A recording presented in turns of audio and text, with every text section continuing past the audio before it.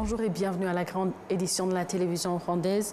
Aujourd'hui au Kigali Convention Center, le ministre rwandais des Affaires étrangères et de la coopération internationale, ambassadeur Olivier Nduhungirehe et l'ambassadeur Mahmoud Thabit Kombo, le ministre des Affaires étrangères et de la coopération est-africaine de la Tanzanie, ont co-présidé la session ministérielle de la 16e commission permanente conjointe entre le Rwanda et la Tanzanie. Dans leur allocution, les deux ministres ont souligné l'importance de cette plateforme pour faire progresser le dialogue et renforcer les voies de coopération entre les deux pays. Les délégations rwandaises et tanzaniennes informent actuellement la presse des résultats de cette 16e commission permanente conjointe. On continue avec l'actualité pour revenir sur la cérémonie de remise et reprise à la primature. Ce vendredi en fin de journée, le Premier ministre entrant, Dr Justin Nsengiyumva, en prenant les clés du gouvernement, a pris son engagement à consolider les acquis pour soutenir le développement du pays. Les détails, c'est avec Patrick Nyilidandi. Après la prestation de serment du nouveau gouvernement, une cérémonie de remise et reprise a eu lieu au siège de la primature entre le Premier ministre sortant, Dr Edouard Ngirente, en poste depuis près de 8 ans, et le Premier ministre qui venait de prendre ses fonctions, Dr Justin Nsengiyumva. Le sortant, Dr Edouard Ngirente, a souligné l'importance d'une collaboration continue avec toutes les institutions, soulignant que ces partenariats étaient essentiels à son mandat et qui resterait disponible pour contribuer au développement du pays. J'ai assumé mes responsabilités en collaboration avec d'autres, car le rôle du Premier ministre n'est pas individuel, mais institutionnel. L'essentiel est que nous travaillons tous ensemble pour atteindre les objectifs du NCT2 et les concrétiser. En tant que Rwandais, je continuerai à contribuer à la réussite de la mise en œuvre du programme NCT2 en mettant l'accent sur l'obtention des résultats de qualité et l'atteinte de nos objectifs. Le nouveau Premier ministre, Dr Justin Nsengiyumva, a souligné que l'une de ses priorités sera de consolider les acquis. Je suis pleinement engagé et déterminé à contribuer activement avec le soutien du président de la République pour atteindre les objectifs du pays. Le nouveau Premier ministre a également déclaré que l'accélération de la mise en œuvre de la stratégie nationale de transformation NCT2 du pays, tout en plaçant les citoyens au cœur de toutes les actions gouvernementales, sera au cœur de son mandat. Dans le même ordre d'idées, parlant donc toujours de la prénomination d'un nouveau gouvernement avec un nouveau Premier ministre, voyons les nouveaux visages qui font leur entrée au Conseil des ministres. Ministres et secrétaires d'État nommés dans ce nouveau gouvernement, mais qui ne faisaient pas partie du précédent gouvernement, ont exprimé leur gratitude au chef de l'État pour la confiance placée en eux, se déclarant prêts à collaborer avec d'autres pour faire progresser le pays. Parmi les nouvelles personnalités nommées et qui ont prêté serment vendredi, figure Dominique Abiman, ministre de l'administration locale, ainsi que Dr Bernadette Alakwiye, qui a hérité du portefeuille de l'environnement. Tous deux ont exprimé leur gratitude au président de la République pour les responsabilités qui leur ont été confiées.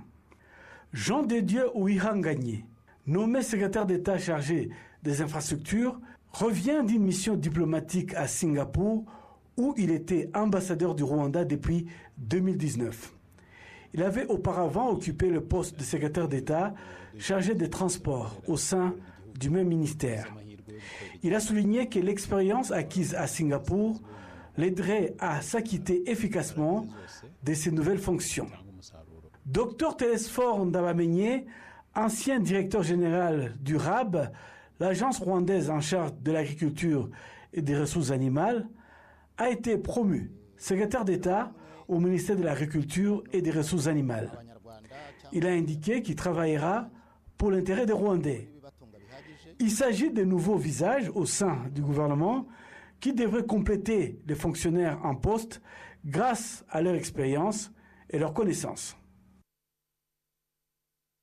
Toujours avec l'actualité, parlons des responsables au sein du district de Musanze qui demandent à la population locale d'utiliser les lavabos publics pour leur hygiène afin de lutter contre la propagation des maladies. Malheureusement, dans certains lieux publics, certains de ces lavabos ne sont plus fonctionnels comme les marchés. Ils sont déjà délabrés et qu'il n'y a parfois d'eau. Arabié a fait le tour du district de Musanze et a pu constater que les lavabos publics, construits alors que le monde était confronté à la Covid-19, étaient presque tous hors service et qu'il n'y avait plus d'eau. Ils ont même été fermés à certains endroits. Les habitants travaillant dans des zones très fréquentées, comme le marché, expliquent qu'ils ne les utilisent plus à cause de la rareté de l'eau, ce qui les empêche de continuer à se laver les mains. Les agences gouvernementales responsables de l'assainissement en district de Musanze indiquent que les mesures sont en place pour entretenir ces lavabos car ils sont nécessaires au maintien de la propriété. Madame Vestine Muka Yoboka, responsable du service de santé au sein du district de Musanze, demande aux responsables de ces lavabos publics de continuer à en prendre soin et de les réparer si ils sont endommagés. Nous leur demandons de faire le suivi et le maintien de ces lieux en bon état, car il y a une raison importante que cet outil a été mis en place. De notre côté, nous allons faire un suivi et une sensibilisation pour que la population continue à les utiliser pour le maintien de leur bonne hygiène. Les infrastructures qui avaient été construites en ces lieux, nous rappelons aux responsables de réhabiliter ces lavabos endommagés et d'encourager ceux qui les utilisent à se laver les mains.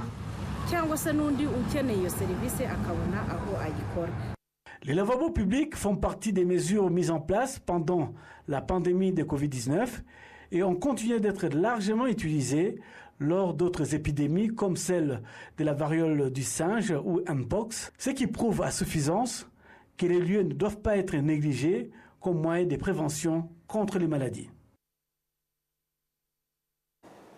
D'après certains Rwandais, mais aussi les personnes dénommées médiateurs, la révision de la loi régissant la comité de médiation, certaines de ces dispositions doivent être modifiées car devenues obsolètes, notamment celles qui stipulent que les affaires traitées par les médiateurs ne doivent pas dépasser 3 millions de francs rwandais. Suivons les détails. Les médiateurs rendent justice aux populations locales depuis plus de 20 ans.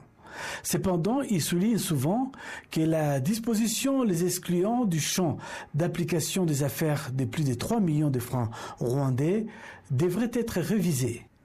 Ceux qui sollicitent l'aide des médiateurs affirment que cette disposition est obsolète car le prix de l'immobilier a largement été multiplié depuis sa mise en place.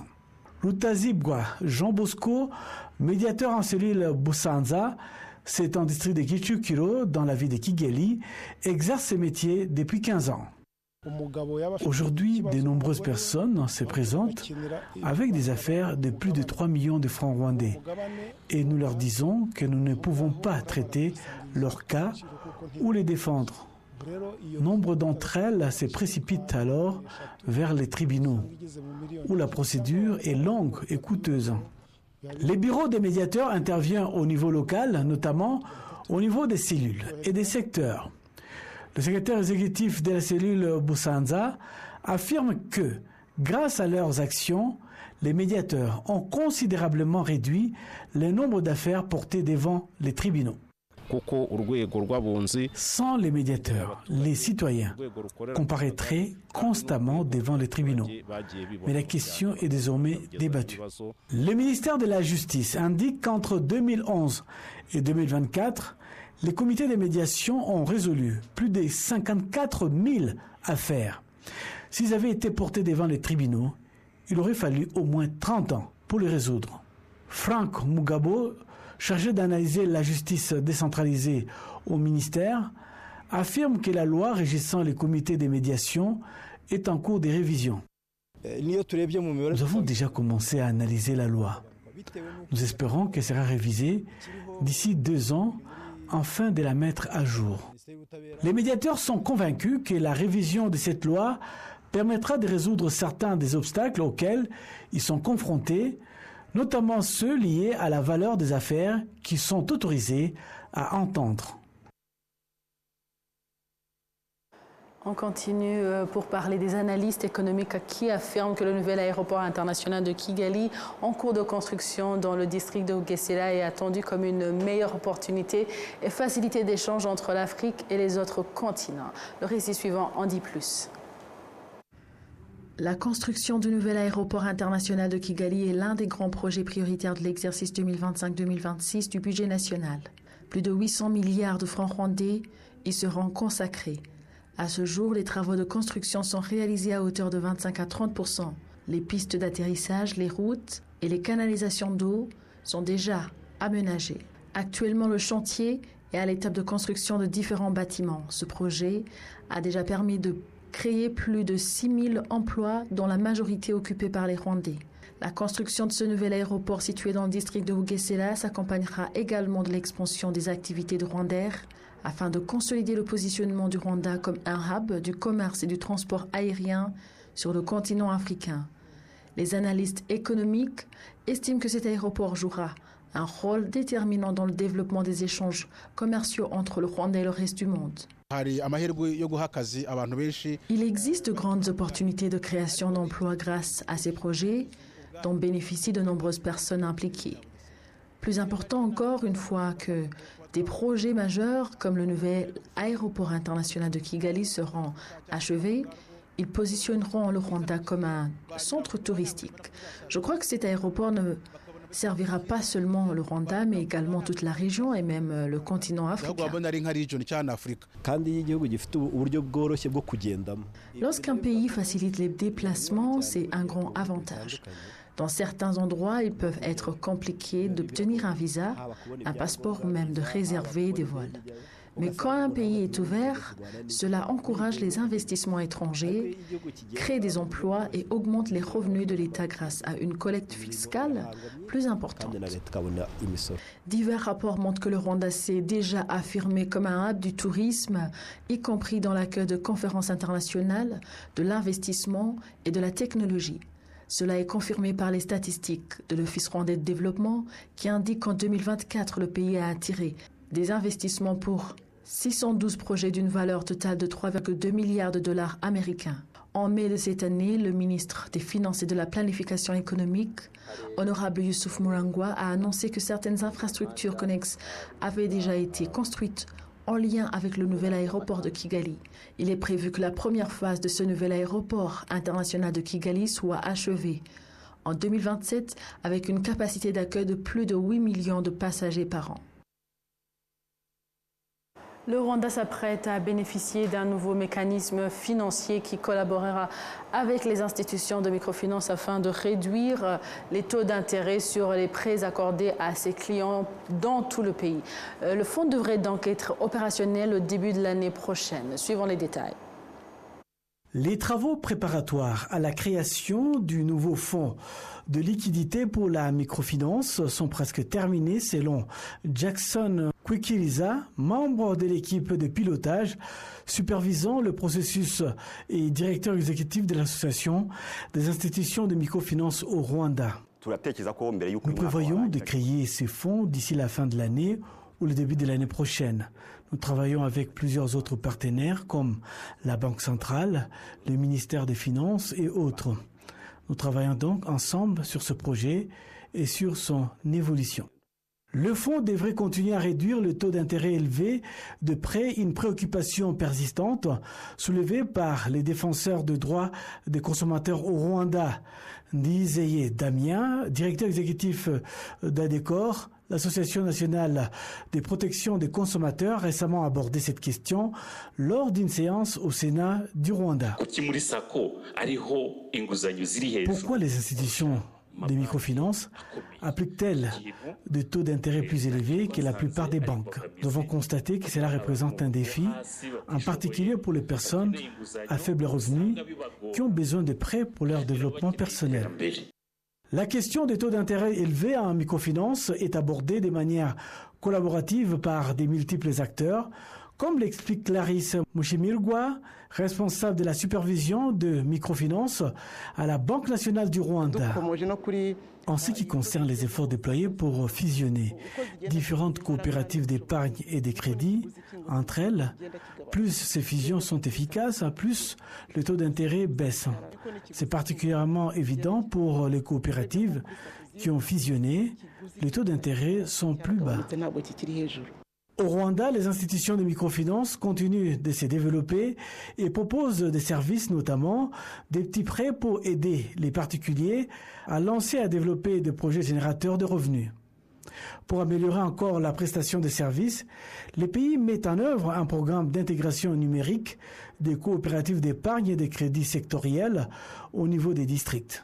L'objectif final est de les unifier au sein d'une seule banque nationale, la banque coopérative.